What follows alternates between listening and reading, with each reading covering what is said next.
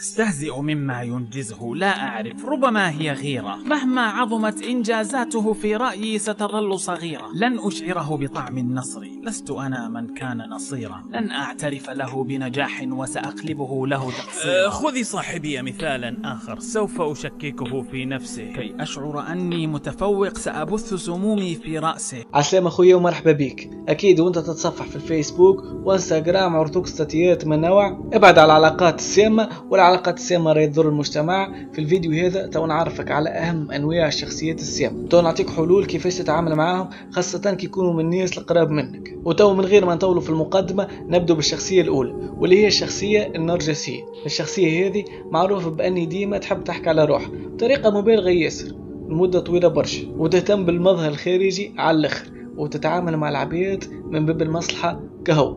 ثاني نوع من الشخصيات هو الشخصية السلبية. النوع هذا أي موضوع تحكي فيه معاه يحاول يلوجدك على أكبر كمية من النقاط السلبية الممكن، وديما كيبدأ موضوع في احتمالات، مثلا 99 احتمال أنه باش ينجح واحتمال برك أنه يفشل. يفكر كان في احتمال فشل ويبحث بقية الاحتمالات الكل ورا الشمس، وهذا من المستحسن أنك ما تطلبش نصيحته في حتى موضوع. الشخصية الثالثة وهي أخطر واحدة في الفيديو هذا، واللي هي الشخصية الحاسدة. يقول قائل كيفاش باش نعرف الإنسان هذاك يحسد ولا لا؟ الموضوع صحيح صعيب أما ثم علامات، وهو ديما أنه كيشوف عبد عطاه ربي حاجة ما يملكهاش، كرهبة، دار ولا منصب ولا أي نعمة تتصورها في بالك، مباشرة تسمع جمل كيما برجولية ما يستحقهاش، وكان جيت عندنا خير. معناه يشوف روحه يستحق الحاجات الباهية وغيره لا، خاصة كي يكون يعرف ويوصل حتى يتمنى زوال النعمة. وللأسف الحسد حق بشهادة الرسول صلى الله عليه وسلم، ثم برشا أحاديث تثبت، وهو من نوعية الشخصيات اللي تسبب ضرر كبير للمجتمع. هذاك علاش هو أخطر نوع من الشخصيات المذكورة تو.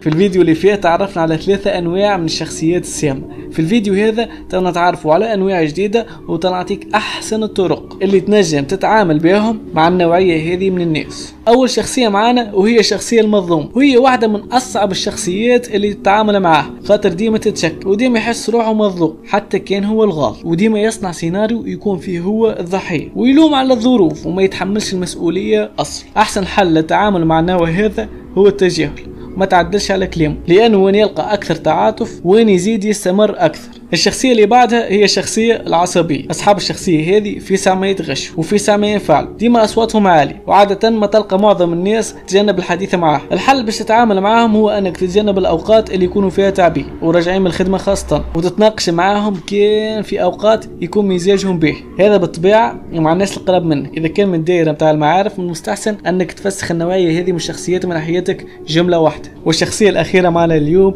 هي الشخصية الانطوائية، وصفاتها أن تحب العزلة برشا، وتعتبر القاعدة في مجموعة مصدر للإزعاج وهدر للطاقة. للأسف ما ثماش طريقة للتعامل مع الانطوائي لأنه رافض للتواصل من الأساس، والانطوائية تنعمل عليها فيديو وحدها خاطر فيها برشا حاجات باهية غير الحاجات الخايبة. خوي قبل ما يكمل الفيديو نحب نقولك راو اللي نحكي معاك توا وإلا أنت اللي تسمع فيها يقدر يكون فينا صفة من صفات الشخصيات المسمومة. أي نعم، العيب مش كي تكون فيك صفة خيب، أما العيب كي تبدأ تعرف وما تحبش تصلح. وإذا ذكرت عباد في حياتك فيهم الصفات هذه أنا ما ننصحكش تقطع علاقتك بشكل عشوائي، أما أي إنسان يضرك أعمل له حدود وقلل التعامل معه. لهنا نكونوا كملنا. بارتاجي الفيديو الإنسان عزيز عليك وتعرفوا نجم يستفيد من الفيديو. وتو نقولكم السلام عليكم ورحمة الله تعالى وبركاته.